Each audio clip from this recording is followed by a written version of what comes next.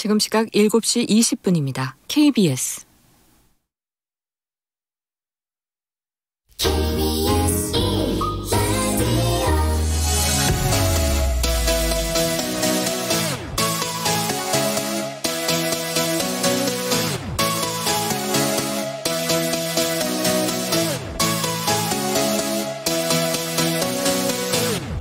KBS 열린 토론.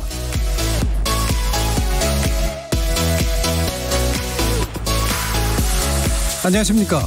KBS 열린 토론 정준희입니다. KBS 열린 토론, 오늘은 좋은 언론, 나쁜 언론, 이상한 언론으로 여러분을 만납니다. 텔레그램 엠번방 관련 뉴스가 쏟아지고 있죠. 아르바이트를 구하던 여성들을 협박해서 성착취 동영상을 찍게 하고 이를 온라인에 퍼뜨려 돈을 벌어온 일당의 잔인한 범죄 행각은 물론 다수의 평범한 사람들이 아무런 죄의식 없이 이 범죄에 사실상 동참했다는 사실이 더 큰 충격이었습니다. 하지만 이 사건을 전하는 보도 형태에서 어딘가 불편함이 느껴지진 않으셨는지 모르겠습니다.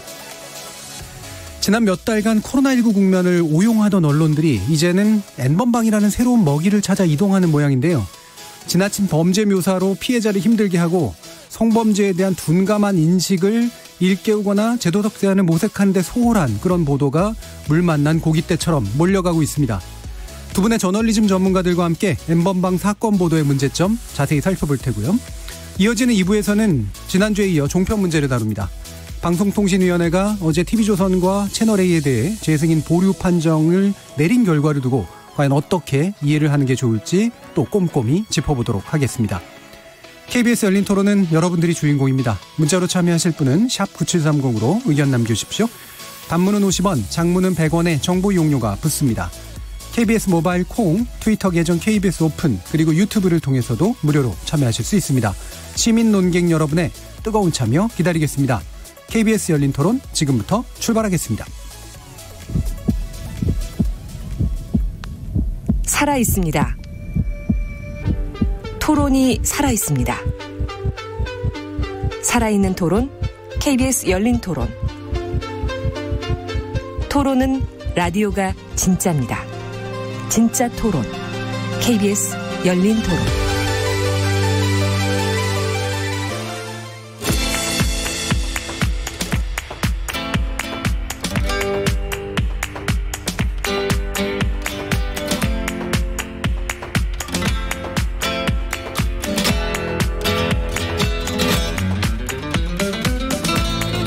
좋은 언론, 나쁜 언론, 이상한 언론.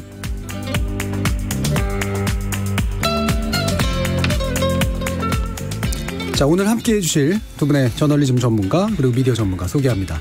신한대 교양교육대학 이정훈 교수 나오셨습니다. 안녕하세요.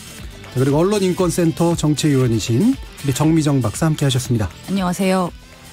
자, 정미정 박사님이 이제 지난번에 개인적인 사정으로 못 나오셨는데 많은 분들이 기다리고 계시는 것 같더라고요. 정말입니까? 예, 되게 배시시 웃으시네요. 네. 댓글 중에 제가 하나 소개해드리면 비평 요정 어디 가셨냐, 이런 말도 네. 나오고 있었습니다. 단 하나였나 보군요. 예, 하나였습니다. 네. 하나여도 그 정도면. 예, 이정 교수님은 아직은 별명이 없으신 거로. 봐요.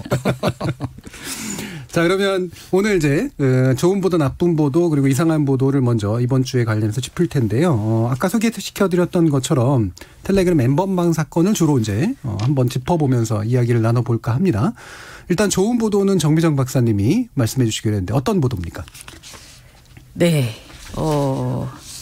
MBC 뉴스데스크의 기사입니다. 3월 24일 제목은 살인만큼 잔혹한 범죄. 성범죄 적용 첫 신상 공개라는 제목의 기사인데요. 사실 제가 좋은 보도로 이 뉴스를 선택한 이유는 구체적인 기사 내용에 있지는 않습니다. 예. 이 사건에 대한 명명을 이제 MBC가 좀 다른 방식으로 했기 때문에 제가 좀 주목을 했는데요. 기사 앞부분을 제가 읽어드리겠습니다. 우리가 이른바 N번방이라고 불렀던 사건. 저희는 이 범죄가 가입자 전체가 저지른 집단 성착취 사건으로 규정합니다. 돈을 주고 가입한 공간에서 성착취 행위를 직접 주문하거나 그렇게 생산한 가학적인 영상물을 다시 사고 팔았다는 점에서 MBC는 오늘부터 이 사건을 집단 성착취 영상 거래 사건이라고 부르기로 했습니다. 예. 네, 딱 여기까지입니다. 예. 집단 성착취 영상 거래 사건입니다. 저는 기사 내용 자체보다는 이 사건에 대한 명명 예. 때문에 이 기사에 주목을 했는데요. 24일 날 이 뉴스가 나간 이후로 MBC는 관련 보도에서 이 사건을 집단 성착취 영상 거래 사건이라고 계속해서 명명하고 있습니다. 네. 사실 뭐 N번방, 뭐 박사방 사건 뭐 이런 식으로 많이 묘사를 하고 있는데요. 지금. 박사방이라고 부르는 거 굉장히 싫습니다. 저는 더 싫습니다. 그래도 두 분은 교수님이시지만 저는 주로 박사이기 때문에 예. 저는 이 박사방이라는 게 참 정말 불쾌하고요. 예. 그리고 또 이제 그런 게 있지 않습니까? 어떤 기호가 시대적인 맥락에 따라서 의미가 달라집니다. 그렇죠. 예. 사실 지금 태극기 하면 자랑스러운 국기와 별개의 또 다른 의미가 네, 떠오르지 생겼죠. 않으세요? 이제 박사가 또 다른 의미로 이렇게 각인이 된 것 같아서 저는 예. 정말 걱정이 많습니다.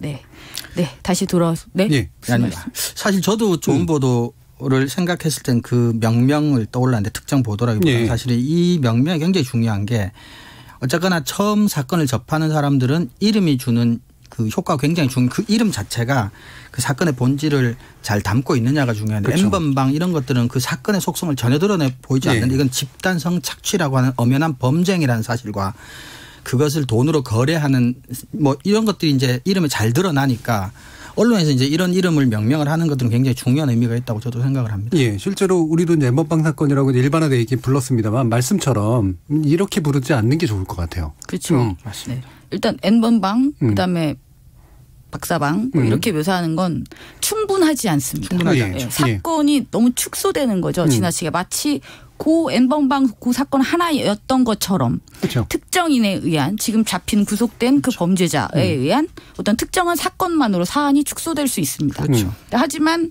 이 사건은 다수에 의해서 지속적으로 이루어진 성범죄이다. 라고 했을 때 이 본질을 그대로 드러낼 수 있는 어떤 명명이 필요하다.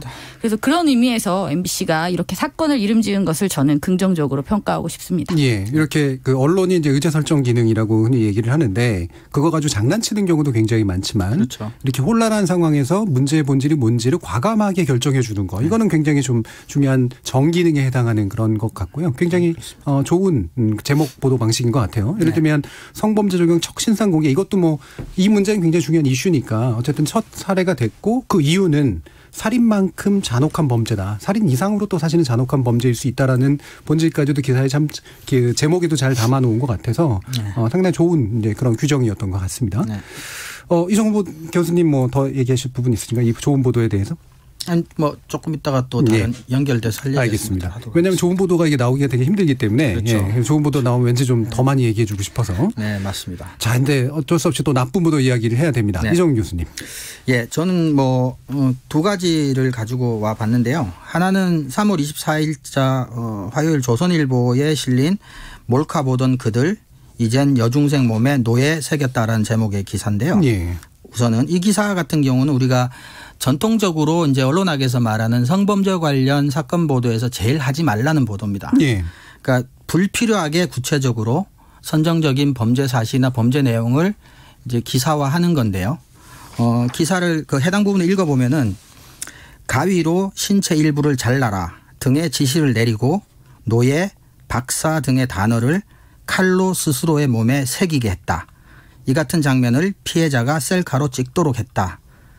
라는 문장이 들어있는데. 네, 그 이상 자세하게 안 하시는 게. 네, 이렇게 될 경우는 예. 이제 범죄 사실을 구체적으로 이렇게 묘사하면 혹시라도 이 기사를 읽을지도 모를 피해자들 예. 또는 피해자와 관계를 맺고 있는 가족들이나 이런 사람들에게 이제 2차 피해가 간다는 거죠. 그래서 선정적인 기사를 쓰겠다는 목적이 아니라면 이런 기사는 절대로 해서는 안 될 보도라고 할 수가 있고요. 예. 나머지 하나는 같은 날 조선일보에 실린 강남역 살인 버닝썬 이어 문 대통령 이번에도 성 이슈에 특별 지시라는 제목의 기사인데요. 예. 이 보도는 지금 국민적인 공분을 사고 있는 이 성범죄 사건에 마저도 이제 정치 프레임화하는 것이어서 전 나쁜 보도로 선정을 했는데요. 이 세 가지가 다 연결되는 뭔가가 있다고 보세요? 강남역 살인, 버닝썬, 그 다음에 요번에 이 집단 성착취 거래 문제. 뭐 전혀 상관이 없다고 볼 수는 없지만 우리가 이제 흔히 이제 뭐 정부에서 공식적인 용어처럼 쓰는 게 이제 디지털 성범죄라는 표현을 많이 쓰는데 네. 사실 오프라인 성범죄와 디지털 성범죄의 가장 큰 차이는 디지털 성범죄는 그 성범죄의 이제 결과물, 영상물 같은 것들이 영원히 삭제가 되지 않는다는 점에서 피해와 고통이 사실상 영속한다는 네. 점이기 때문에 동일하게 비교는 할 수 없겠습니다만은 어쨌거나 조선일보는 이제 이런 것들 같이 놓는 것은 당시에 국민들에게 이제 엄청난 공분을 샀던 사건이고 특별히 기사에 나와 있듯이 2030 여성층의 네. 공분을 샀던 그래서 기사에 보면 이런 대응이 실제 2030 여성층의 탄탄한 문 대통령의 지시로 이어졌다. 지지로 이어졌다. 그러면서 이제 특히 대중의 주목도가 높은 사건에 강도 높은 메시지를 내는 것이란 관측이 나온다라고 이제 이야기를 하고 있는데 이거는 뭐 관측이라고 하면서 이제 취재원을 밝히지도 않았고 국민적 공분을 사고 있는 사건에 강력 대응하라는 지시가 마치 총선을 앞두고 정치적인 어떤 뭐 인기 영합에 따른 결정인 것처럼 오해할 만한 보도여서 나쁜 보도라고 저는 지적을 해봤습니다. 그리고 그 뒤에 이제 조국 전 장관하고 연계시키는 부분도 있는데 이것도 저는 전혀 뭐 사건과 연관성도 없을 뿐더러 이건 나중에 이제 신상 공개 얘기를 할 때 우리가 따로 조금 얘기를 해봤으면 하는 부분인데요. 그 부분도 같은 기사에 포함되어 있는데 아무튼 이 사건을 문 대통령과 이제 조국 전 장관하고 억지로 연결시키려 하는 그런 부분에서는 좀 관련성도 없고 그런 데서 조금 문제가 아닌가 그런 생각을 해봤습니다. 예. 본질에 집중하지 않고 오히려 본질을 흐리는 방식이 되는 거죠. 네네. 제가 이거를 의식적으로 의식의 자동 기술을 한다라는 어려운 표현을 쓰는데 무슨 말이냐면 막 이렇게 계속해서 흘러다녀요. 그러니까 서로 연관 없어 보이는 것들이 계속 이야기로 흘러다니면서 결과적으로 전체적인 그림은 뭐냐면 뭔가 되게 부정적이고 되게 찜찜한 느낌을 만드는 이제 그런 기사 작성 방식이란 말이죠. 이게 사실은 하나하나가 다 끊겨진 이야기들인데 이거를 엮으려면 굉장히 치밀한 논리나 근거가 필요한데 그게 없이 그냥 이야기로 엮어버리는 그런 문제고 방금 지적해 주신 것처럼 이게 이제 특정 성별과 연령을 대상으로 해가지고 그들을 만족시키기 위한 마치 이제 대단히 포퓰리즘적 정책인 것처럼 하는 느낌과 함께 동시에 이거하고 또 아무런 상관이 없는 조국 전 장관과 관련된 문제를 그렇죠. 연결하고 있어요. 물론 전혀 상관이 없는 건 아닙니다. 나중에 이제 얘기는 좀 하겠습니다만 정미정 박사님 어떻게 보셨어요? 이 부분 사실은 또 뭐 당사자성도 사실 좀 있는 거니까 이 세 가지가 이제 20, 30대 여성들에게 뭔가 이렇게 주목을 해가지고 그들에게 인기를 얻기 위한 지지를 얻기 위한 행동이다라고 하는 그런 식의 말씀하신 이 기사에 제목만 봤을 때는 뭐 괜찮았습니다. 어쨌든 세 사건의 공통적인 부분은 분명히 있고 그다음에 심지어 문 대통령이 이러한 이슈에 대해서 특별한 지시를 내렸다. 여기까지는 뭐 있는 오히려 사실이고. 좀 있는 사실이고 긍정적으로도 평가할 수 있는 부분이 있었기 그렇죠. 때문이죠. 막상 기사를 읽으면 근데 막상 들어가면 항상 기승전 그다음에 이제 결론은 이제 정권에 대한 어떤 그렇죠. 비난 일색으로 이제 흘러가게 되는 거죠. 저는 일단 세 사건은 공통점이 있었고 그다음에 또 공통적인 어떤 시민들의 불만이 내재한 사건이라는 생각이 듭니다. 굉장히 피해가 컸던 사건들임에도 불구하고 실제로 가해자에 대한 어떤 처벌의 문제가 굉장히 약했고요. 그다음에 지금 관련한 디지털 성범죄 관련해서 체포돼서 이미 이제 구형을 받았던 사례 같은 경우도 굉장히 낮게 지금 나와 있었잖아요. 그러니까 이것들에 대한 전 국민의 공분 이런 부분은 분명히 공통적으로 있다고 보고요. 그래서 이러한 사안들에 대해서 정부가 일정 정도 일관된 시각을 가지고 그다음에 강력하게 대처를 하는 것. 저는 굉장히 긍정적으로 평가할 수 있는 부분이어야 한다고 봅니다. 예. 그래서 이거하고 연결해서 제가 이상한 보도를 뭐 일부러 한 건 아니긴 합니다만 이제 총선 득실 계산이라는 프레임이 작동하고 있는 부분들을 이 사건에 대해서요? 지적하려고 해요. 3월 25일자에 이제 그 노컷뉴스에서 이런 보도를 했습니다. N번방 사태 화들짝 정치권 총선 득실 계산도 분주. 이겁니다. 이 제목에서 그대로 읽히죠. 그러니까 방금 이제 조선일보가 이야기했던 것들의 프레임이 이제 연결이 되는 건데 제가 이걸 이상하다라고 얘기하는 건 뭐냐면 이렇게 뭐 특정 정치권이나 특정 정치 세력 또는 정부에 대한 좀 이상한 비판으로 연결시키는 건 아니에요. 그러니까 각 당사자들의 어떤 화들짝스러움을 이제 부각시키는 그런 내용들을 합니다. 그래서 예를 들면 민주당에서는 또 어떻게 반응을 했고 그다음에 국회에서는 또 어떤 반응들이 나왔고 이런 식으로 이제 얘기하는데 전반적으로 계속해서 흐르는 건 뭐냐면 이거는 국민적 공분에 해당하는 내용이고 따라서 정치권이 뭔가 대안을 내놔야 될 상황인데 뭐 실제로 속으로는 득실 계산도 할 수 있겠죠. 하지만 그렇죠. 그 득실 계산하는 모습을 억지로 부각시켜서 보여줄 이유가 뭐가 있나라는 그런 생각이 들기 때문이거든요. 결국은 정치 혐오를 조장하는 그렇죠. 결과가 나오고 결국은 이 정치가 이 문제를 해결해 주기를 바라는 쪽으로 뭔가 보도가 진행이 돼야 되는데 그렇죠. 이 안에도 보면 결국엔 다 득실 계산해가지고 하고 있어. 분주해. 이런 식의 이제 이야기를 하고 있다는 거예요. 근데 제가 그냥 이상하다라고 한 거는 그래도 특정 가치를 표현하고 있지는 않기 때문에 이렇게 얘기를 하는데 연결시키는 게 JTBC에서 이제 3월 24일 보던데 이렇게 얘기합니다. 여론 들끓자 국회 뒤늦게 법안 발의 호들갑이라고 표현을 해요. 요건 그냥 한 걸음 더 나가긴 했어요. 그러니까 국회가 뒤늦게 이제 행동을 하고 있다라고 하는 건데 내용으로 보면 굉장히 짧아서 도대체 뭐가 문제였는지 잘 안 드러납니다. 근데 그나마 이거에서 약간은 방향으로 나은 방향으로 나아가고 있는 게 이제 한국일보의 보도였어요. 3월 26일 보도인데 4개 상임위에 회부됐던 이 N번방의 국회청원 관련해서 법사위가 졸속으로 종결한 내용들을 쭉 어떤 그렇죠. 시점을 두고 쭉 이야기를 해 줍니다. 이게 실제로 많이 얘기가 되고 있는 것처럼 국회청원에 의해서 뭔가 법이 이루어진 건 맞는데 그 내용을 보면 정작 이 문제를 해결할 만한 법이 아니라는 사실이 이제 나타나고 있잖아요. 그 과정에서 이제 국회에서 이 부분을 제대로 처리하지 못했던 문제를 정확히 지적해서 이야기하는 보도는 있었어요. 근데 이 세 가지를 제가 한꺼번에 이제 이야기한 게 뭐냐면 이상한 프레임을 하나 만들어 놓으면 그중에 보면 나쁜 방식으로 흐르는 것도 있고 이제 좋은 방식으로 흐르는 것도 있는데 중요한 건 바로 이렇게 총선 득실 계산 이라고 하는 정치권의 문제로 정치 프레임화를 하는 게 마치 그들에게 책임을 제대로 묻는 것처럼 보이지만 실질적으로는 그렇지 않고 정치 혐오라든가 그렇죠. 문제 해결에 도움이 되지 않는 경우들이 굉장히 많더라라는 이제 그런 의견을 좀 드려봅니다. 그런 기사를 보면 실제로 이 문제의 심각성을 인지하고 이 문제를 해결하기 위한 목적으로 취재를 하는 건지 예. 하는 의심이 듭니다. 그렇죠. 예. 그러니까 이게 마치 이 PPT 템플릿 같이 매크로 같이 이제 관행이라고 부를 수도 있을 텐데 어떤 사건이 터지면 한국 언론들이 보이는 패턴들인 것 같아요. 이런 사건이 터지면 국회 쪽에서 이런 한 건 기사 나오고 이렇게 나오고 하는데 이제 관용적 문구들이 딱딱딱 들어가고 이렇게 해서 마치 이렇게 해서 서너 개 기사가 만들어지는 그래서 그 실제 사건이 무엇이든 간에 패턴적인 반응을 이제 보이는데 그게 사실은 그 자칫 잘못하면 뭐 국회에 대한 압력, 압박 뭐 권력 감시 뭐 이렇게 긍정적 효과도 있을 수 있겠지만 정 박사님 조금 전에 말씀드렸듯이 이 사건 자체가 가는 본질적인 문제를 이제 의도든 의도하지 않든 이제 물을 타게 되는 형태가 돼버리는 문제가 또 생길 수가 있죠. 네. 그래서 저는 그런 생각이 드는 게요. 이 사건이 지금 이 어쨌든 주범, 공범 아무튼 범죄자 한 명이 지금 잡히면서 보도가 지금 폭발적으로 늘어났지 않습니까? 근데 이 사건이 이 디지털 성범죄와 관련된 특히 이 영상이 거래됐던 이 부분에 대해서 최초 인지되고 보도되기 시작한 건 작년이었어요. 작년이죠. 그렇죠? 네, 작년이었어요. 네. 그럼 언론은 지금까지 뭘 했는데요?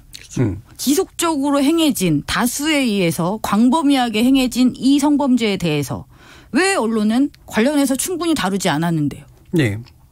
그런데 지금 스스로도 그러지 않았으면서 지금 갑자기 뭐 없던 일이 갑자기 터진 것처럼 정말로 호들갑을 떠는 거는 저는 언론이라고 봅니다. 네.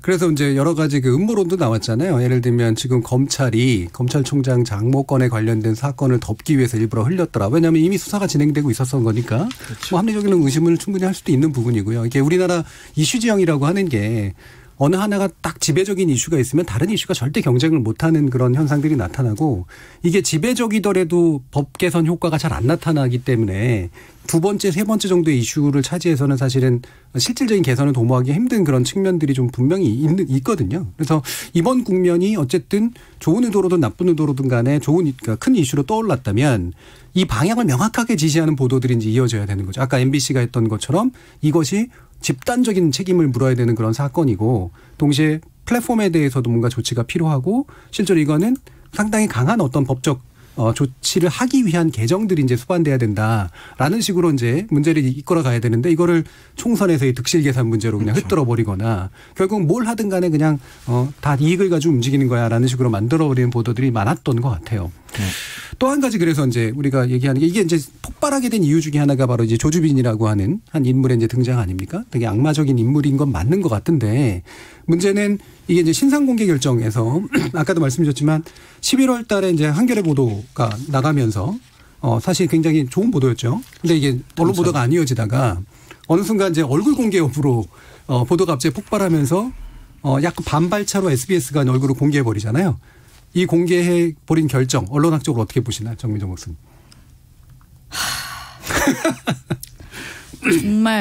정말 그러면 안 됩니다. 네. 저는 이 사안을 깊이 있고 지속적으로 끈질기게 계속 보도해야 된다고 생각합니다. 하지만 이런 사안일수록 자극적인 보도를 피하기도 더 어렵잖아요. 네. 그래서 여기에서의 균형을 잡는 것이 굉장히 어려운 일이라는 것을 일단은 인정합니다. 이 사안 자체가 가지고 있는 성격 때문에 자극적으로 흐르기가 굉장히 쉽죠. 그러니까 범죄에 대한 구체적인 묘사를 하지 말아야 되지만 얼마만큼 심각한 범죄였는가를 또 알려야 될 의무도 있기 때문에 네. 거기에서의 균형을 잡는 것 굉장히 힘듭니다. 거기에다가 이제 유죄가 확정되지 않는 피의자의 신상을 공개하는 것에 대해서는 이전부터 굉장히 논란이 많이 됐던 그렇죠. 사안이지 않습니까? 그런데 이 사안에 대해서는 특별히 전 국민적으로 그다음에 이제 전문가들조차도 의견을 바꿀 정도의 어떤 사안이었다는 말이죠. 그렇다면 그 정도는 기다릴 수 있었죠. 한 반나절 하루 정도만 기다려서 결정이 나면 그것에 대해서 뭐 반대 의견을 낼 수도 있고 예. 그다음에 공개를 하기로 했으면 공개를 하면 되는 것이고 공개를 하지 않기로 했으면 그것에 대해서 반대 의견을 낼 수 있습니다. 그리고 지금 분위기에서는 이제 공개할 가능성이 굉장히 컸죠. 공개할 가능성이 커서 저는 반발 없었다고 생각해요. 네, 저도 그렇습니다. 네. 그러니까 직전에 이걸 했단 말이죠. 이건 무슨 의미? 이렇게 직전에 이걸 함으로 해서 우리 국민들 시청자들이 얻을 수 있는 유익함은 무엇이었을까요? 예. 없습니다. 그리고 오히려 이러한 방식은 속보 경쟁을 더 부채질할 뿐인 거죠. 예. 지금 이 사안에서 그러한 속보가 어떤 의미가 있습니까? 아주 저는 나쁜 사례로 생각하고 있습니다. 그러니까 뭐 정 박사님 말씀에 기본적으로 동의를 하는데 이런 거죠. 기껏 반나절 먼저 보도한 거예요. 네. 8시 뉴스에서 보도하고 그 다음날 낮에 이제 신상정보공개심의위원회 결정이 나오기로 돼 있었으니까 그때 비공개로 결정 나더라도 그때 공개를 해도 사실은 그렇죠. 늦지도 않았을 뿐더러 네. 그때 SBS가 이제 방송을 통해서 내세운 근거가 추가 폐를 막고 이제 범죄 드러나지 않은 범죄를 찾아서 수사에 도움을 주겠다라는 건데 그게 반나절 만에 얼마나 도움이 되는지 사실은 문제로. 근데 이게 이제 신상 공개나 피의사실 유포 같은 것들이 사실은 이론적으로도 법리적으로도 굉장히 복잡한 문제입니다. 어떤 학자들 사이에서도 이론의 여지가 되게 많은데 근데 우리나라 같은 경우는 이게 사법부가 성범죄와 관련해서 처벌 수위가 너무 낮으니까 신상 공개하는 게 이제 국민들 수준에서 이게 사회적 처벌만이라도 제대로 한번 해보자는. 그렇죠. 그렇죠. 근데 이제 언론은 그걸 이제 편승을 하거나 활용을 해서 이제 선정적이거나 뭐 단독이나 속보 경쟁 이런 걸 통해서 경제적인 수익을 얻는데 이제 공분을 활용하는 것 같아서 몹시 이제 기분이 안 좋죠. 언론학자 입장에서는. 그래서 이런 것들을 좀 차제에 학자들이 이 신상 공개나 피의사실 유포에 대해서 조금 연구를 좀 더 깊이 할 필요도 있지만 사실은 사법부에서 신상 공개를 통해서라도 사회적 처벌을 하겠다라는 생각 자체가 조금 사라지진 않겠지만 낮아질 정도로 양형 기준 이런 걸 통해서 조금 처벌을 제대로 좀 하는 것도 좀 병행될 필요가 있는 것 같습니다. 이게 저도 네. 그래서 동시에요. 그러니까 언론이 그 신상을 공개를 하고 근데 하는 것에 대해서 이제 의견이 많았던 것에 대해서 그럼에도 불구하고 사람들의 요구가 많아서 뭐 공익에 복무한다 그래서 이제 공개를 했잖아요. 그러면 왜 이번 경우에는 공개를 하라는 시민들의 요구가 이렇게 강할 수밖에 없는가? 네. 왜 전문가들의 의견이 이렇게 될 수밖에 없는가? 그렇다면 법과 제도가 이 부분을 충분히 해소해주지 못하기 때문에 시민들이 사회적인 어떤 처벌을 요구하는 것이다라고 네. 지금 말씀하셨잖아요. 이 부분을 짚어야죠. 그럼 법과 제도의 어떤 부분이 문제인가? 네. 예를 들어 법은 충분한데 그것을 집행하는 자들이 인식이 떨어지기 때문에 그렇죠. 뭐 성인지 감수성이든 기타 등등의 어떤 인식이 떨어지기 때문에 그렇죠. 양형을 너무 낮게 잡을 수도 있는 것입니다. 양형 기준도 없죠. 디지털 네. 성범죄는. 아니면 네. 법 자체가 미비했다라는 부분을 파고들 수도 있는 것이죠. 예, 그러니까 이 부분을 논의하면서 그렇기 때문에 공개하겠다가 돼야 맞는 거죠. 그냥 미사여구식으로 공익을 위해서 수사에 도움을 주고자 해서 이것을 오픈한다라는 것은 제가 볼 땐 설득력이 없다고 봅니다. 예, 저희가 SBS에서 공개적으로 이제 밝힌 내용을 그대로 읽어드릴게요. 그러니까 추가 피해를 막고 또 아직 드러나지 않은 범죄를 찾아서 수사에 도움을 주자는 차원에서 그리고 국민의 알 권리를 위해 저희가 단독 취재한 내용과 함께 구속된 피의자의 얼굴과 이름을 공개하기로 했습니다. 이랬습니다. 네. 자, 추가 피해를 막고 아직 드러나지 않은 범죄를 찾아서 수사에 도움을 주자. 저녁 8시 이후 반나절 만에 그렇죠. 도움을 네. 주겠다는 거죠. 네, 만약에 그 수사에 도움을 좀 수사를 하는 사람들이 사실 판단했어야 되는 그런 문제들이 분명히 선행돼야 되죠.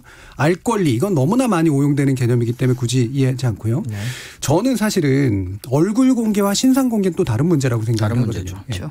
얼굴 공개가 어떤 부분은 최종 단계고 그다음에 신상 공개는 약간 문자화된 이제 그런 단계고, 네, 그 전에 이제 적정한 공익성 차원에서 어느 정도까지 범죄에 관련된 내용을 알려줄 것이냐라는 피의 사실의 문제도 또 이제 그 전 단계의 문제란 말이에요. 이 세 가지는 단계적으로 돼 있는 거기 때문에 이게 얼굴 공개 한 방으로 다 모든 게 그냥 끝나버린 것처럼 그렇죠. 이제 돼버렸죠. 실제로 가장 센 걸 저질렀으니까. 가장 큰 사회적 형벌이라고 생각하는 거죠. 얼굴이 공개되는 게. 그 뒤로 어떤 사건들이 벌어지냐면 지금 영상으로 보도하는 모든 내용들을 보면 조주빈의 얼굴이 거의 모든 걸 장식하고 있어요. 맞습니다. 네.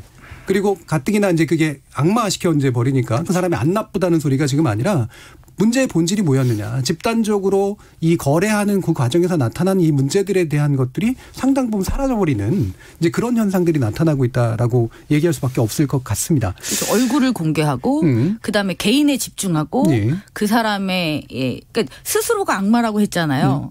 그것을 또 전문가들이 나와서 얘기합니다. 뭐 과대망상이라든지 스스로를 크게 포장하려든지. 근데 그걸 또 언론이 계속 받았어요.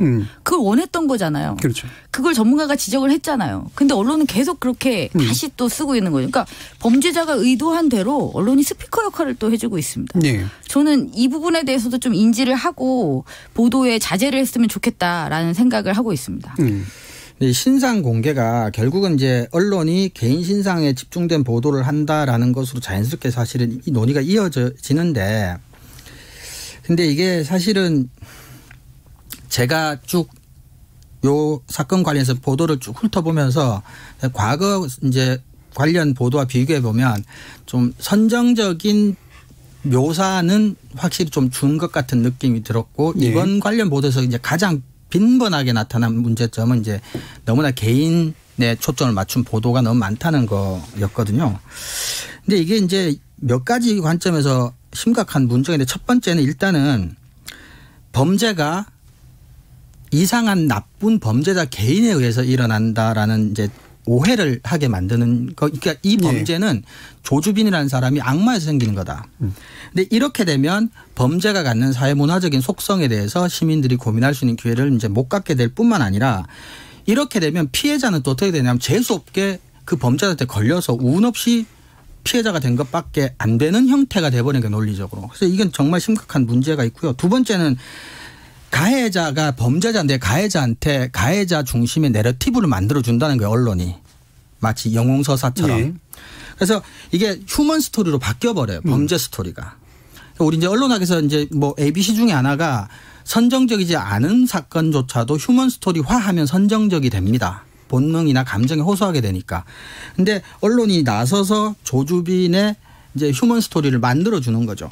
근데 그래서 제가 뉴스를 보다 보면 이게 헐리우드 영화를 한 편 보는 건지 기사를 보는 건지 잘 모르겠으니까, 조주빈의 삶으로 영화를 만들려는 작가가 취재한 노트를 보는 건지 기자가 쓴 기사를 보는 건지 헷갈릴 정도였는데, 이게 또 2차적인 피해도 사실이 있어요. 피해자한테 2차 피해만 가는 게 아니라 신상 공개나 신상 정보의 보도에 너무 열중하게 되면 조주빈 주변 사람들, 그러나 범죄와는 상관없는 사람들도 같이 노출되는 문제가 생기거든요. 그런 문제들도 민감도 우리나라 언론이 좀 떨어지는 것 같아요. 네. 그 학교도 뭐 이름을 바꾸자 이런 얘기가 나올 정도로. 그렇게 나오죠. 아무리 조심해도, 특히 영상 뉴스 같은 경우는 모자이크 처리를 해도 그 학교에 가본 사람이면 대충 보면 이게 어느 학교인지 알고, 우리나라 인터넷 정도 되면 다 또 까서 이렇게 그렇죠. 오픈을 시키죠. 그리고 또 그 와중에 또 우리나라 보도에 이제 그 질적인 저하 부분이 드러나는 게 예를 들면 이런 겁니다. 전문대 출신의 무직자. 우리나라 같은 학벌 중심 사회에서 전문대 출신의 무직자라는 표현이 갖는 위험성. 그리고 전문대 졸업한 죄 없는 사람들. 직장을 구하지 못한 사람들. 전문대 출신의 무직자와 범죄자가 등치가 되는 순간에 발생할 수 있는 효과들에 대해서 너무나 아무 생각이 없고 그다음에 옛날에 한때 잠깐 사라졌는데 나타났는데 다리를 절길래 보니까 키 크는 수술을 받은 적이 있더라라는 보도도 있는데 이렇게 되면은 우리나라 외모지상주의, 키 작은 남자들에 대한 선입견 뭐 여러 가지 이제 그 쓸데없는 부작용들이 너무 많이 생기는 거예요. 본질에 벗어나는 것도 문제인데 본질에 벗어나서 죄 없는 제3자한테 계속해서 가해를 가하는 보도를 자꾸 만들어내는 거죠. 그러니까 이런 것들은 정말 이제 단독 경쟁, 선정성의 경쟁, 뭐 상업적인 경쟁이라는 이유로 그냥 지나가기에는 너무 많은 피해자들, 너무 많은 죄 없는 사람들에게 불쾌한 감정과 실질적인 피해를 입히는 굉장히 나쁜 저널리즘이라고 저는 생각을 합니다. 되게 중요한 부분을 말씀해 주신 것 같은데요. 저는 아까 그 좋은 뉴스를 소개시켜드렸잖아요. 그걸 막 취소하고 싶은 생각이 듭니다. 이 말씀을 좀 이어서 한번 제가 꼭 드리고 싶은데 그 MBC 뉴스데스크에서 24일 날 사건에 대한 명명을 그렇게 했잖아요. 예. 그 명명을 했던 게 이제 개인에 의한 어떤 일탈, 뭐 어떤 괴물 악마로 불리우는 어떤 특정한 이상한 인물에 의한 범죄가 아니고 집단에 의해서 성착취 영상이 거래되었다라는 것을 인지하고 그렇게 명명한다라고 해놓고 26일 뉴스데스크에서 이런 보도를 합니다. 새끼손가락 든 사진 인증. 일베가 괴물 키웠나. 이건 이틀 전에 했던 스스로의 선언을 바로 접어버리는 거죠. 바로 다시 괴물로 만들어서 이 조 씨를 괴물화 시킴으로 해서 어떤 악마화된 완전히 타자화된 괴물이 저지른 사건으로 이 사건 규정 자체를 바꿔버리는 겁니다. 그 부분은 이제 아마 이렇게 이해할 수는 있을 것 같아요. 그러니까 이게 이제 참 민감한 부분인데 예를 들면 이 범죄의 잔혹성이나 심각성을 이야기하는 것과 한 개인이 원래 악마고 특이한 놈이어서 특이한 사람이어서 이렇게 생긴 문제다라고 하는 것이 사실은 경계가 되게 모호하단 말이에요. 그렇죠. 특히나 우리나라에서 일베와 같은 이제 상당히 좀 문제적 이제 집단이 있었던 건 사실이고 그것에 의해서 영향이 없지는 않다라고 판단할 수도 있는 그런 조건에서 이 부분이 그 경계를 어떻게 왔다 갔다 했는가라는 문제하고 좀 연결이 되는 것 같거든요. 이를테면 그 성범죄자가 비정상적인 특정으로 보이게 하지 말라라고 하는 보도 지침이 있는 이유가 그렇죠. 아까도 이제 언급해 주셨지만 사실은 우리가 흔히 악의 평범성이라고 얘기하는데 이 사건의 본질 자체가 그냥 평범해 보이는 사람들이 굉장히 죄의식 없이 이런 식의 문제를 저지를 수 있고 그 구조적인 문제가 어디서 나오는가. 특정하게 나쁜 개인들의 문제가 아니고 그다음에 그들을 조장하는 나쁜 또 집단만의 문제가 아니다라는 이제 위험성을 얘기하는 것이 좀 더 본질적이기 때문인 것 같아요. 그렇죠. 예. 그래서 이거하고 이제 관련 있는 게 바로 우리 신분준리 실천 요강이라든가 성폭력 범죄보도 세부 권고 기준 같은 것들이 있는데 이게 이제 아까 이종훈 교수님 말씀으로는 그래도 과거에 비해서는 구체적인 세밀한 묘사나 이런 것들을 하는 것들은 상대적으로 좀 줄어들었다라고 이제 보시긴 하는데 여전히 좀 이렇게 가장 부족한 부분은 뭐라고 생각하세요? 이런 지침들이 있음에도 불구하고 어떤 부분이 결여되어 있기에 이 보도가 이런 식으로 자꾸 이제 반복되거나 어기는 일들이 일어나는가? 제가 언론중재위원회에서 발표한 내용을 잠깐 수치만 말씀드릴게요. 2018년입니다. 2018년 성폭력 피해자 신원 공개에 대한 시정 권고, 언중위가 내린 시정 권고, 피해자 신원 공개가 54건. 예. 그다음에 성폭력 가해자 범행 수법 묘사가 285건입니다. 그러니까 어마어마하게 많은 거죠. 예. 그러니까 이미 말씀하셨다시피 관련 규정이나 준칙은 굉장히 잘 정비되어 있습니다. 정비되어 있습니다. 그런데 언론중재위원회가 내리는 시정 권고는 해마다 늘어나고 있습니다. 예. 그러니까 줄지 않는 거죠. 자, 그러면 근데 또 제가 한 가지 또 이 흥미로운 사례를 하나 말씀드릴게요. 방송 심의에 관한 규정에는 별도 성범죄에 대한 별도의 규정은 없습니다만 예. 그 세부 항목으로 들어가 있는 게 있어요. 그런데 최근 5년의 위반 사례 중에 성범죄 보도와 관련해서 심의 규정을 위반했던 사례는 한 건이에요. 왜 그럴까요? 왜죠? 그만큼 이것을 적절하게 규제할 수 있는 제재할 수 있는 규제가 조항이 없었다는 얘기죠. 조항이 없으니까. 그러니까 이제 예. 다른 조항으로 제재를 했을 수는 있을 겁니다. 예. 하지만 어쨌든 심의에 관한 규정, 방송심의 같은 규정 같은 경우는 하나였고 언중위에서 시정 권고를 내렸던 건은 이렇게 이제 다수의 건들이 있는데 자 준칙은 마련돼 있습니다. 시정 권고는 법적인 강제력은 없어요. 그 권고는 무시하고 네. 언론들은 똑같은 행태를 계속해서 반복하고 있다는 것이죠. 저는 웬만한 다른 사안에 대해서는 내용에 대한 규제를 강화해야 된다는 의견을 가져본 적이 별로 없습니다. 네. 하지만 이 성범죄와 관련해서는 특정한 규정을 별도로 만들 필요가 있고 그것에 대한 내용 규제를 필요한 어떤 법의 미비 사항을 충분히 보충을 해서 규제를 강하게 하는 방법밖에 없다는 생각입니다. 네. 이종훈 교수님. 그 언론윤리를 포함해서 모든 이제 직업윤리는 직업 현장에서 순간적으로 발생하는 딜레마 상황에 내가 무엇을 선택할 것인가의 가이드가 되어주는 것들이거든요. 이 보도 준칙도 마찬가지고. 근데 딜레마라고 하는 건 절대적인 옳음과 절대적인 나쁨 사이의 선택이 아니기 때문에 헷갈리고 근데 시간적인 제한도 있는데 그때마다 데스크에 전화해서 확인을 받고 이렇게 할 수가 없죠.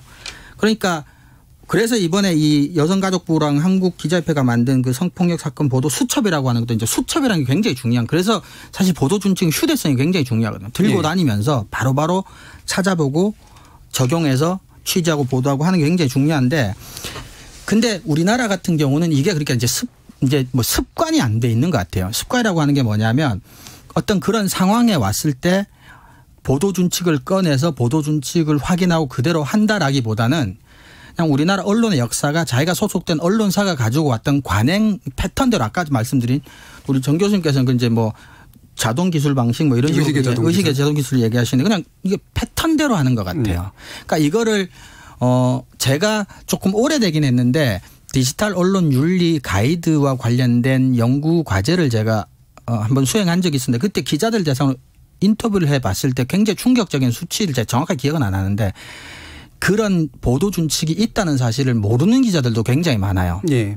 그러니까 몸에 지니지 않는 건 당연하고요. 그러니까 보도 준칙보다 우선하는 게 뭐 언론사의 방침, 데스크의 명령 뭐 이런 것들인 거죠. 가서 이거 따와. 가서 취재해와 써와 이런 것들이기 때문에 그렇다고 해서 우리 언론이 구조적으로 기자 숫자가 충분하고 시간적인 여유가 충분해서 뭐 당장 뭐 일보를 막을 동안에 두세 명이 뛰어가서 뭐 보강 취재를 하면서 여유 있게 뭔가 앞뒤를 살피고 이럴 수 있는 상황도 심지어 아닌데 그래서 저는 사실은 보도 준칙이 있으나 마나 밖에 될 수 없는 상황은 단순하진 않다고 봅니다. 아까 말씀드렸던 언론사의 구조적인 상황도 있고 우리나라가 일제강점기부터 지금까지 만들어왔던 언론의 보도 관행이나 취재 관행도 있고 근데 이렇게 강력한 사건을 경험하면서도 만약에 여전히 계속 패턴적인 보도밖에 하지 않는다면 이제 어떤 형태로건 지금 기존의 레거시 미디어로부터 이제 시청자나 독자들이 이탈해 나가는 속도가 훨씬 더 빨라질 가능성이 많은 거죠. 디지털 쪽으로 넘어갈 때. 근데 그런 식으로 뭐 약간의 시장에 의한 뭐 제재 아닌 제재 뭐 이런 식으로 될 수밖에 저는 없다고 봐요. 저는 이 부분은 이제 준칙 문제는 지난번에도 얘기했고 앞으로도 아마 얘기할 기회가 굉장히 많을 거예요. 그런데 한 가지만 이제 저도 말씀을 드리면 사실 이 준칙이라고 하는 게 데스크 사원에서 작동을 하는 게 제일 맞고요. 현실적으로. 일반 기자들이 그것까지 이제 숙지해서 하면 그게 정말로 좋은 직업 집단이죠. 근데 그 정도까지 아마 되기는 굉장히 어려울 테고 데스크가 이 준칙을 적어도 이제 데스킹 하면서 게이트키핑 하느냐라고 하는 부분에서 일단 질이 결정된다고 보고요. 두 번째로는 전 이것도 있어요. 그러니까 적어도 외국에 있는 언론들이나 이럴 때 봤을 때 외국에 있는 모든 언론도 이런 식의 준칙 잘 안 지키거든요. 하지만 시장의 상위에 있다고 하는 데들은 확실하게 지킵니다. 확실히 지킵니다. 이게 이제 확실히 그 차이를 불러일으켜요. 근데 우리나라에서는 이 보도 준칙을 누구나 다 무시할 뿐더러 아무도 안 지키죠. 굉장히 상위에 있다라고 얘기하는 스스로 권위지라고 얘기한다거나 이렇게 뭔가 이렇게 지상파라든가 이런 방송사들이 뭔가 이렇게 엄청난 제재가 이루어지는 건이 아니면은 사실 이 준칙을 가지고 제대로 발휘해서 지키는 데가 명확하게 존재한다라는 게 잘 안 보이는 거. 이게 이제 가장 큰 문제가 아닐까 이렇게 생각을 해요. 그래서 어떻게 그러니까 교수님은 그냥 두자는 말씀이 아니죠. 그냥 두자는 얘기가 아니라 이제 이런 거죠. 그러니까 언론이 스스로 지금 언론이 처한 가장 뭐 위기 내만의 가장 큰 위기라고 하는 게 결국은 독자나 시청자가 떨어져 나가는 거잖아요. 떨어져 나가는 게 이제 더 이상 신뢰하지 않는 거고 뉴스가 나한테 아무런 효용이 없는 거죠. 근데 과거부터 지금까지 이제 관행이라는 이름으로 똑같은 수준의 뉴스를 계속 만들어도 과거와 지금의 이제 뭐 시민들의 의식이나 수준이나 이런 것들 이제 그때는 먹혔는데 지금 이제 더 이상 안 먹히잖아요. 뭐 디지털 전환 문제도 있고 여러 가지로. 그러니까 저는 결국은 언론이 스스로 변하지 않는다면 결국은 그 이탈이 가속화될 수밖에 없다는 거죠. 이렇게 질 낮은 보도를 예를 들면 이런 정도의 성인지 감수성을 가진 기자나 언론이 이 정도 기사를 써낼 때 10대 20대 여성들이 미래의 독자나 시청자로 남아있을 것이냐 그렇지 않을 것이냐. 그러니까 언론이 물론 이제 외부에서 강제하는 것도 중요한데 부분적으로. 근데 언론인 스스로가 저는 이제 확실하게 좀 느꼈으면 좋겠는 게 이런 식으로 100년 전 일제시대 때 60년대 패턴화된 뉴스를 지금도 계속해서 관행적으로 찍어내는 형태의 뉴스로 시장에 살아남을 수 있겠느냐라는 문제를 좀 스스로가 좀 진지하고 심각하게 고민할 필요가 있다는 얘기죠. 네, 정민정 박사님. 그러니까 저도 1차적으로는 그렇잖아요. 이 보도를 하지 못하게 사전에 뭐 규제를 할 수는 없습니다. 그건 아예 불가능에 가까운 거고. 그럼 결국 이제 사후적인 규제고 이제 사전적으로는 자정을 해야죠. 스스로 알아서 하는 방법밖에 없지 않습니까? 그런데 네, 제가 말씀드리고 싶은 거는 자정적인 보도는 지금 말씀하신 바대로 계속 강조하고 뭐 스스로 할 수 있게 뭐 교육을 강화시킨다든가 그런 방법이 있는데 저는 사후적인 규제의 영역에서의 작동이 좀 더 강화돼야 된다고 보는 거죠. 그러니까 언론중재위원회가 시정 공고를 그냥 내리는 정도의 수준이 아니라 시정 공고가 법적인 강제성이 없다고 한다면 공개를 좀 더 크게 한다는 거죠. 관련한 언론사, 관련한 기사에 대해서 주기적으로 계속적으로 보도를 하면 일정 정도의 어떤 징계적인 의미가 아니라 교육의 차원으로라도 저는 도움이 될 거라고 보고요. 그다음에 말씀드렸다시피 방송에 있어서의 어떤 심의 규정에 조항을 아예 별도로 구분을 해서 이것에 대한 집중적인 심의를 할 필요도 있다라는 생각을 하고 있습니다. 예, 이 부분 이제 요약하면 결국은 사실은 이게 그냥 단순하게 일반적인 규칙이 아니라 성범죄에 관련된 특별한 것이고 이 성범죄에 관련된 잘못된 보도는 또 다른 범죄가 될 수 있다라는 관점에서 사법적인 판단이건 좀 더 강력한 제재건이 일부는 필요하고 그다음에 장기적으로 시장적인 관점에서 보면 이렇게 뭔가 이 부분을 제대로 지켜내는 어떤 의미 있는 언론사가 살아남는 그런 방식의 선택이 앞으로는 일어날 수밖에 없을 것이다라고 또 이야기를 정리할 수 있을 것 같습니다. 아마 청취자 여러분들도 여러 가지 의견들 있으실 텐데요. 한번 들어보고 가겠습니다. 정의진 문자캐스터. 네, 지금까지 청취자 여러분이 보내주신 문자들 소개합니다. 먼저 유튜브 청취자 사막의 푸른 늑대님. 사무실 사람들이 N번방 사건이 뭐냐고 말하며 웃고 떠들더라고요. 뉴스의 제목부터 사건의 본질을 다루지 않아서인 것 같습니다. 보통 뉴스에서 제목만 보는데 많은 뉴스들이 그저 N번방이나 조주빈만 주목하는 듯합니다. 유튜브 청취자 이정님. 국민적 공분을 사는 사건에 한해서 인권을 중시하는 영국에서조차도 신상을 공개한 경우가 있습니다. 예전 쇼핑몰에서 아이를 납치해서 잔혹하게 살해한 초등학생 2명에 대해 곧바로 신상을 공개했었습니다. 다만 개인 신상을 털거나 심지어 그 가족에게까지 책임을 묻는 문화는 바뀌어야 한다고 봅니다.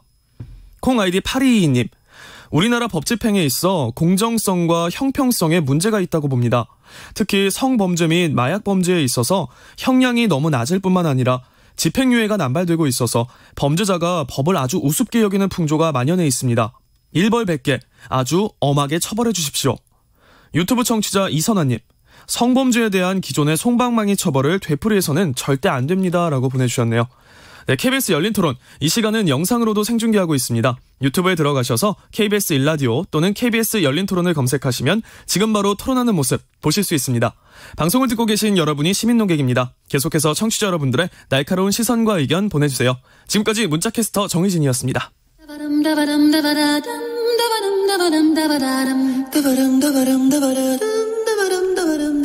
여러분은 지금 청취자와 함께 만들어가는 고품격 시사방송 KBS 열린 토론을 듣고 계십니다.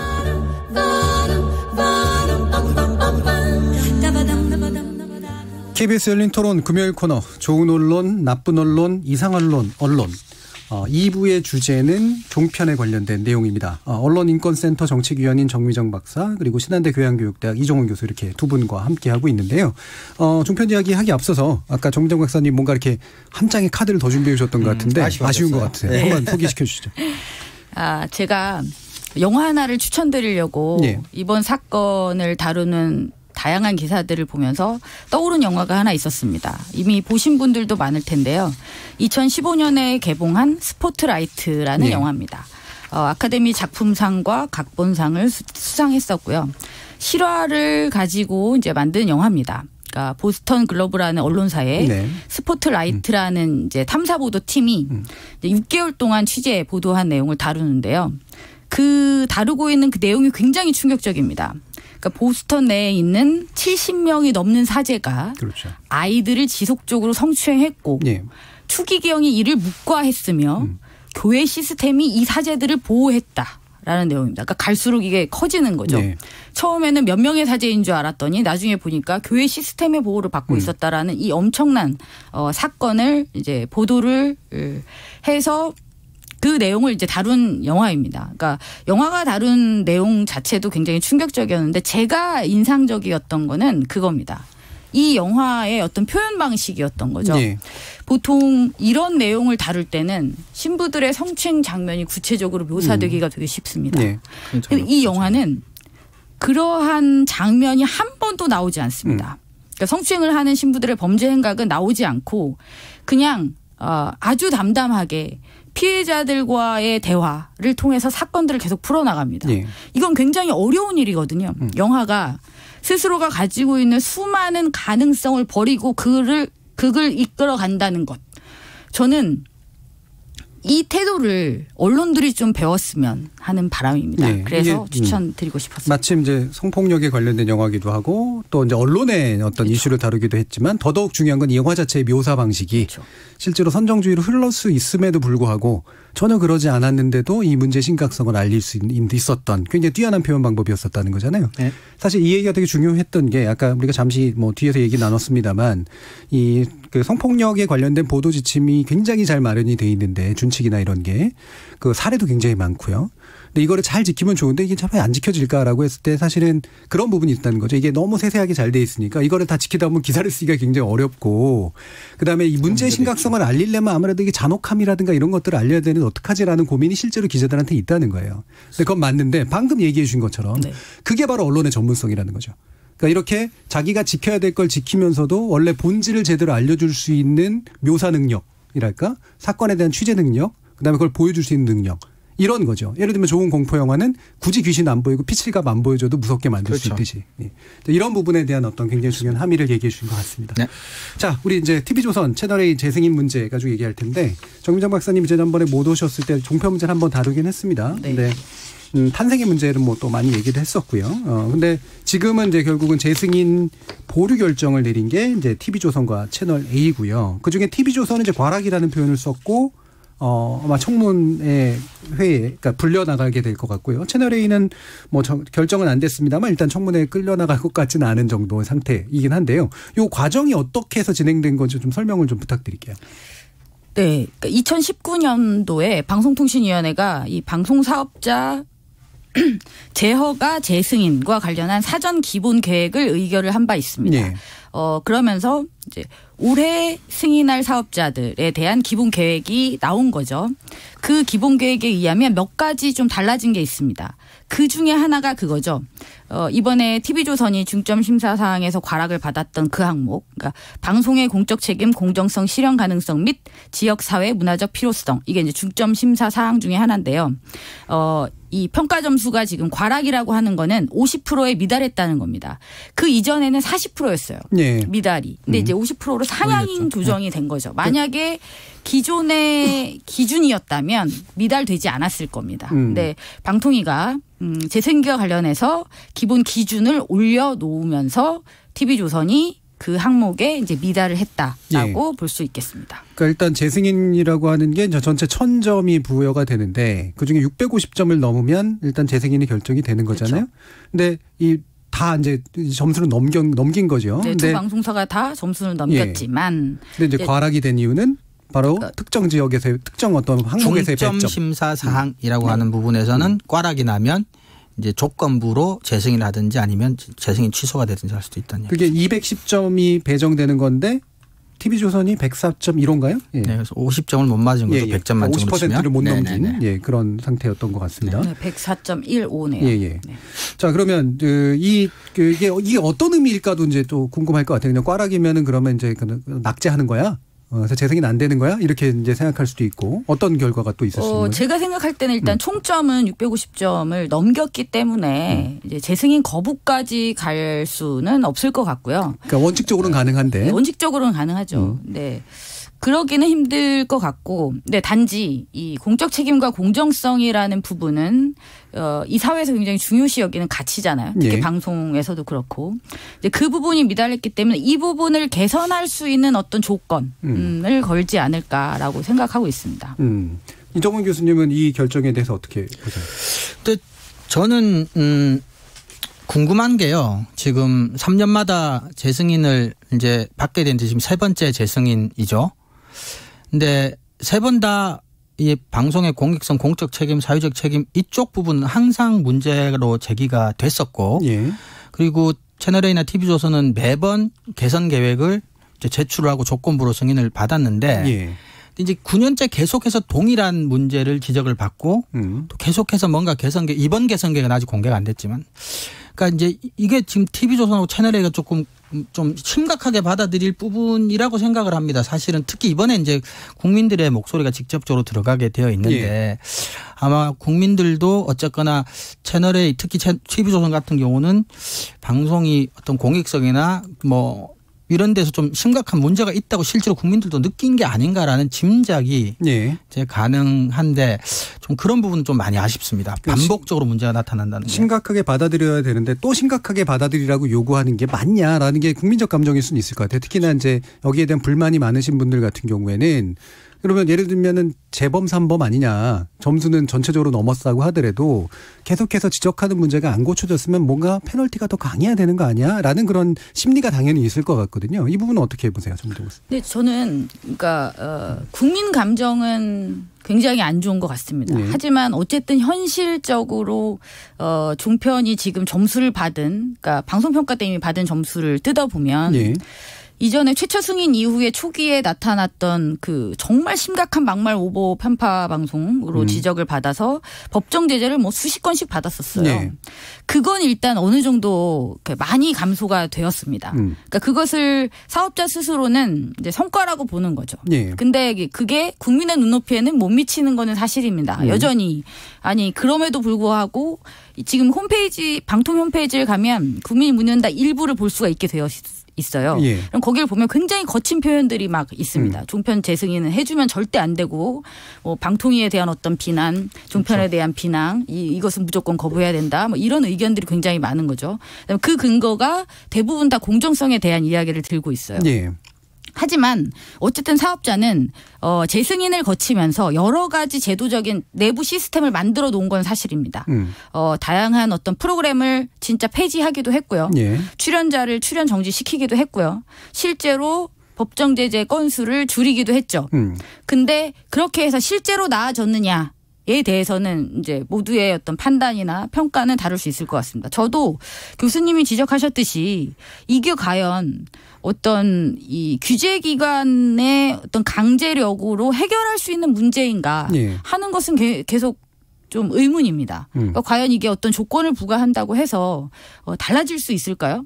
아니면 이 부분을 해결할 수 있는 뚜렷한 방법이 있을까요? 항상 모든 것에 대한 정답을 아실 것 같은 정 교수님 말씀해 주시죠. 자, 이 부분은 그러니까 약간은 좀 선명하게 좀 정리를 좀 해줘야 될 부분이 있는 것 같은데, 이제 국민이 묻는다라고 하는 부분을 언급해 주셨기 때문에 실제로 보면 이제 그러니까 계속해서 이 부분에 대한 지적을 받았고 시정 조치를 명령받았고 개선하려고 노력을 한 부분이 있다는 게 드러나는 건. 방송통신심의위원회에 의해서 이런 오보막말에 관련된 거, 공정성에 관련된 거, 편향성에 관련된 그런 제재들의 건수가 줄어든 거는 맞죠. 일단 사실입니다. 예, 법정 제재 건수가 일부 줄어들었어요. 그리고 이를테면 출연자 교체라든가 패널 교체라든가 이런 식의 액션들을 취했고 프로그램도 일부 폐지한 것들이 있기 때문에 줄어들면서 예. 방송통신심의위원회에 대한 불만이 늘어났죠. 예. 누가 불만을?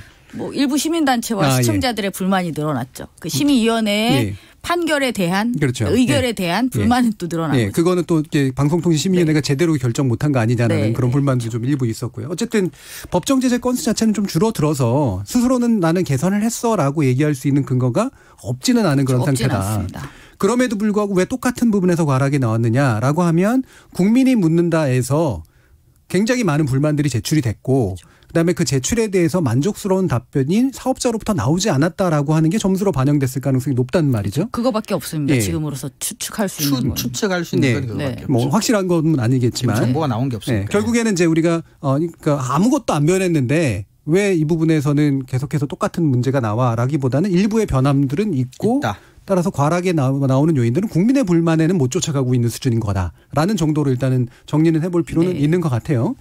그러면 이제 뭐 저한테 이제 그 대안이 뭐냐라고 이제 물으셨는데 그거는 좀 이따 얘기를 하고 왜냐하면 뒷부분에서 이제 여러 가지 제도적 장치를 좀 얘기해야 되니까 꼭 말씀해 주셔야 합니다. TV조선은 근데 이렇게 반발을 하고 있어요. 언론 탄압이다. 이정유 교수님. 근데 제가 기회만 되면 일반 시민분들이나 청취자분들에게 꼭 한번 해주고 싶었던 얘기가 이제 이게 언론 탄압, 언론의 자유 이런 문제인데요. 길게 얘기할 시간 없을 것 같고 근데 언론의 자유는 표현의 자유와 분명히 다른 개념입니다. 언론의 자유는 객관적인 자유고 조건적인 자유고 그다음에 이게 제도적인 자유이기 때문에 그러니까 표현의 자유처럼 개인에게 주어진 절대적인 자유가 아니에요. 그럼 언론의 자유는 어떤 면에서 상대적인 자유냐 하면은 민주주의의 기능적이라고 하는 조건을 충족시킨다는 근거로 이제 언론의 자유가 주어졌고 그래서 그 언론의 자유를 이제 향유할 수 있는 수단으로 취재 보도할 권리가 주어진 거죠. 그러니까 민주주의가 잘 작동하도록 만드는데 언론 자유가 기여하기 때문에 다른 직업군과 달리 기자 개인에게 표현의 자유가 주어져 있음에도 불구하고 언론 기관하고는 단체에게 언론의 자유를 준 거죠. 그렇죠. 수준이 다른 차원의 자유를. 그렇죠. 그러니까 표현의 자유와는 다른 거예요. 표현의 자유는 어떤 법률로도 심지어 법률로도 제한할 수가 없습니다. 근데 이런 그래서 언론이 탄압이라고 이야기를 하려면 그 언론은 민주주의에 충분히 기여를 하고 있음에도 불구하고 정의롭지 못하거나 부당한 권력이 언론을 탄압할 때 이제 언론 탄압이 되는 거죠. 근데 이 재승인과 관련해서 TV조선이 끊임없이 공정성, 공적 책임, 지역사회 문화적 필요성에 대해서 낮은 점수를 받는다는 건 그 언론의 자유의 관점에서 만약에 보자면 민주주의에 그렇게까지 많은 기여는 하고 있지 못한 상태라고도 이제 볼 수가 있는 경우죠. 좀 더 냉정하게 말하면 민주주의에게 안 좋은 방향으로 작동하고 있는 부분에 대한 벌점들이 나온 거잖아요. 나온 거죠.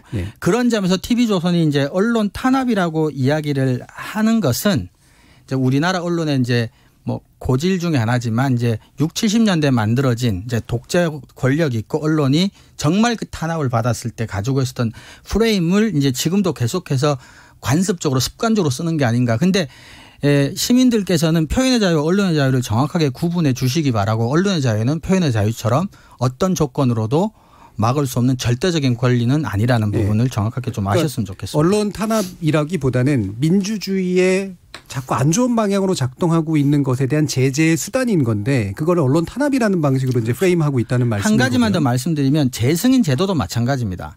이제 미디어 언론 방송사를 특정 기업에게 조건 없이 영구적으로 이제 사업권을 줄 수는 없는 거죠. 그러니까 재승인은 반드시 해야 되는데 이게 오히려 제도화되지 않으면 오히려 재승인 제도를 가지고 언론을 흔든다고 하는데 재승인이 제도가 아니라 과거처럼 이제 뭐 문화체육관광부 장관하고 정보통신부 장관이 합의를 해서 이렇게 관례적으로 해주면은 그러니까 권력을 가진 사람의 임의에 의해서 재승인이 될 수도 있고 폐지가 될 수 있는 거예요. 그러니까 오히려 이걸 제도화시킨 건 언론 탄압의 여지를 줄여준 거죠.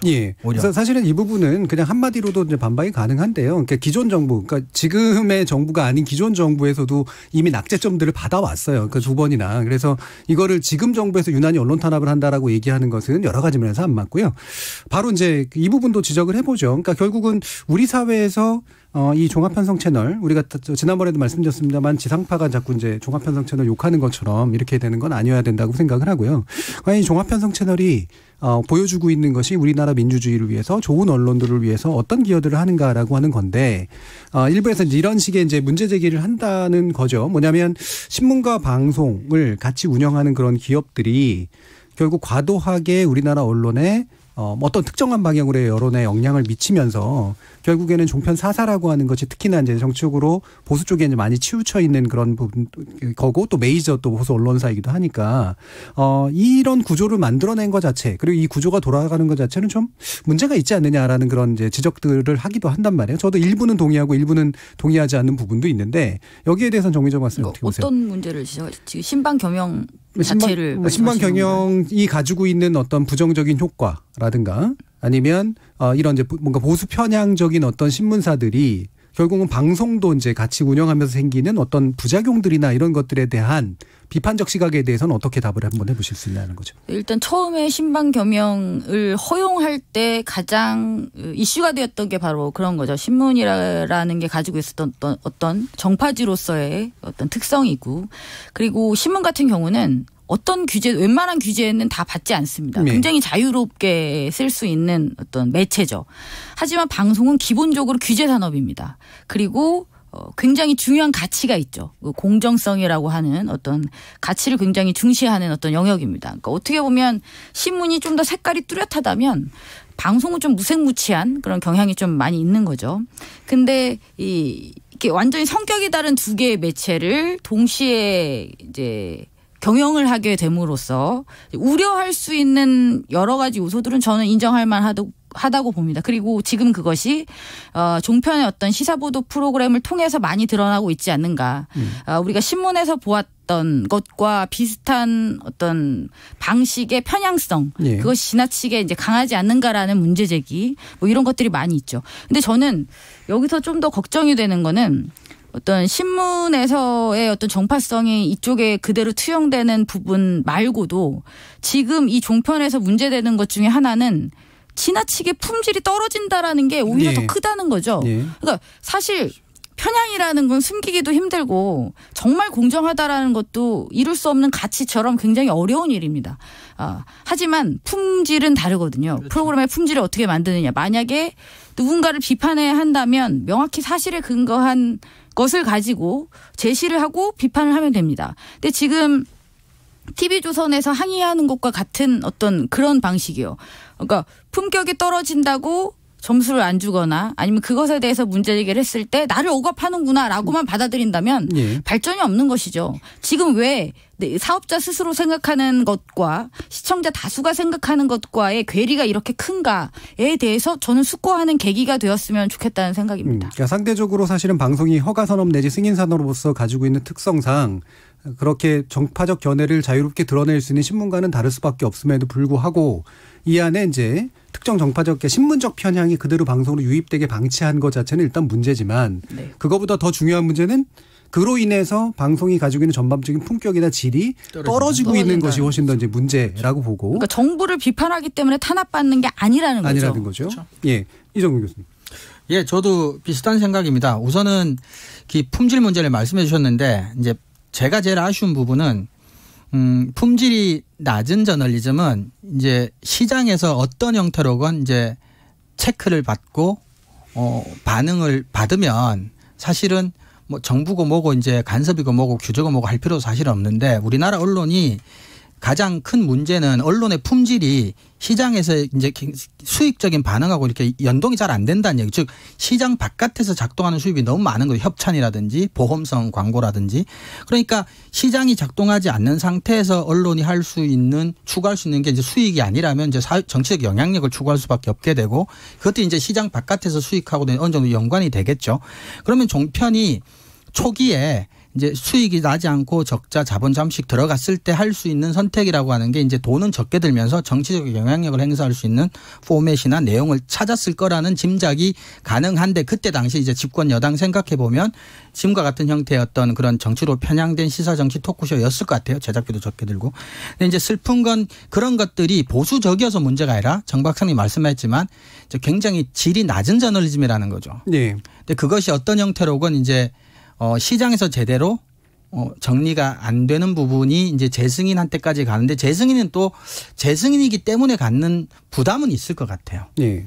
그러니까 이 부분 하나만 추가하겠습니다. 심의 제재 건수가 떨어지는 것도 저는 그 지점에서도 찾을 수 있을 것 같은데요. 나쁘면 제재할 수 있어요. 근데 질이 떨어지는 건 제재하기가 힘듭니다. 나쁘면이라는 거는 명백하게 사실이 아닌 것을 이야기한다거나 하는 식으로 명백히 팩트가 아닌 뭐 이런 것은 제재의 근거가 될 수 있습니다. 그리고 제재의 사유가 충분하다고 생각합니다. 하지만 품질이 떨어져서 너무 못 만들었어요. 질이 낮아요. 그거는 제재하기가 힘들다는 거죠. 그 자체로는. 네. 그렇죠. 질이 낮아진 이유가 허위나 막말 때문에 질이 낮아지면 그건 가능하지만 기본적인 지키면서 저널즘 품질 자체만 낮다면 그걸로 제재를 하기는 힘들겠죠. 그건 시장에서 어떤 형태로 이제 제재가 와야 되는데. 저는 이 부분이 이제 공정성, 편향성에 관련된 많은 분들이 이제 이야기를 그래서 하셔서 불공정하고 편향적이기 때문에 제재해야 돼 이런 얘기를 하시는데 저는 정책 표현이 그러니까 그 자유가 있다라고 생각하기 때문에 따라서 공정성 규제를 하고는 있지만 실제로 그것에 너무 의존하는 방식은 현재 시대에 맞지 않다라고 보고요. 대신 그와 같은 편향을 드러내는 방식이 말씀처럼 이제 막말이나 오보나 이런 것들에 기댔을 때 규제 수위가 높아져야 된다라고 생각을 일단 하고요. 두 번째로는 아마 이건 정미정 박사님도 많이 다루셨을 분야일 텐데 이를테면 광고 판매 방식. 그다음에 예를 들면 지난번에 MBN에서 문제됐던 것처럼 홈쇼핑하고 상품 연계시켜가지고 특정 기업들이나 특정 상품을 프로모션 해주는 그런 식의 컨텐츠를 만들고 뉴스를 만들어 놓고 바로 이제 상품하고 연계시키는 그런 방식을 씀으로써 시장의 질서 자체를 교란시키는 경우들이 굉장히 많아요. 근데 이거에 대한 벌금 수위도 굉장히 낮고 벌점이라든가 이런 것도 굉장히 낮단 말이에요. 지금 홈쇼핑이랑 그 연계 편성 문제예요. 그러니까 종편에서 다수의 프로그램 이거는 SBS도 적발된 바가 있는데요. 그러니까 건강정보 프로그램 같은 데서 많이 나옵니다. 백수원이 이런 것들. 그렇죠. 쇼닥터들이 많이 출연을 하고 특정한 상품에 대한 효능을 강조합니다. 거기까지는 좋아요. 시청자들은 막 자연스럽게 건강 정보라고 이제 보는 거죠. 근데 비슷한 시간대에 채널을 돌려보면 홈쇼핑에서 그 유사한 그래픽과 화면을 쓰고 그 상품을 팔고 있습니다. 굉장히 오래전부터 몇 년 전부터 시청자들이 의심을 가졌었어요. 그리고 제기를 했죠. 이것은 이상한데 이게 여기서 저기다 팔려고 일부러 여기서 나온 거야? 라는 제기를 했고 방통위가 이번에 이제 집중 모니터링을 한다고 했으니까 저는 이 부분은 좀 명확하게 개선을 해야 된다고 생각합니다. 사실 이게 제재할 방법이 없다고 하는데요. 그럼 제재하지 말고 고지하게 하면 됩니다.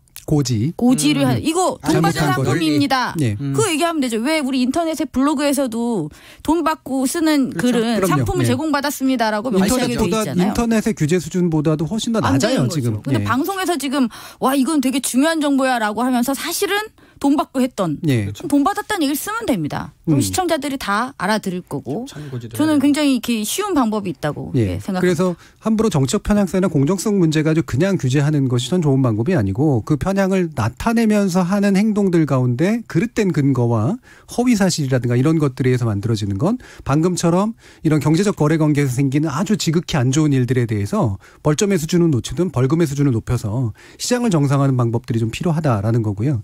지금 한 가지 지금 유튜브에 세상만지고님이 질문하셨어요. 질문 겸 항의인데 총점이 커트라인을 넘겨도 꽈락이 있다면서요. 뭐 무슨 청문회 하나요? 먼저 이런 건데 이게 청문회 해서 뭐 하겠어요? 뭐 이런 정도겠죠. 방통위 청문 절차 어떻게 되는지 간단히 1분 이내로 정리 좀 해주세요. 그러니까 과락을 한 부분에 대해서 사업자가 일단 인식을 하겠죠. 이게 점수가 낮았다는 것을. 그러면 그것을 명백하게 개선할 수 있는 계획을 제출할 수 있도록 하는 절차입니다. 그러니까 그 청문회 절차는 어떤 징계적인 의미가 아니라 사업자의 어떤 방어 수단으로서 기능할 수 있는 제도라고 하겠습니다. 그러면 그렇게 해서 이제 사업자가 낸 계획을 들여다봤더니 문제 인식도 별로 심각하지 않고 내놓은 것도 그냥 별거 없는 걸 내놨다.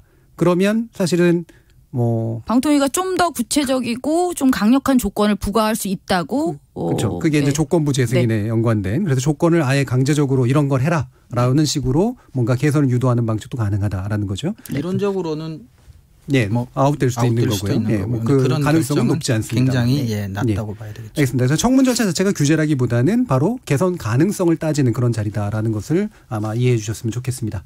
KBS 열린 토론 금요일 코너 논논논 이것으로 모두 마무리하겠습니다. 오늘 토론 함께해 주신 신한대 교양교육대학 이정훈 교수, 언론인권센터 정책위원이신 정미정 박사 두 분 모두 수고하셨습니다. 수고하셨습니다. 고맙습니다. 자, 참여해 주신 시민 논객 여러분들께도 감사하다는 말씀을 드리고요. 나중에 팟캐스트 준비되어 있습니다. 새벽 1시에 재방송도 되고요. 저는 다음 주 월요일 저녁 7시 20분에 다시 찾아뵙겠습니다. 지금까지 KBS 열린 토론 정준이었습니다.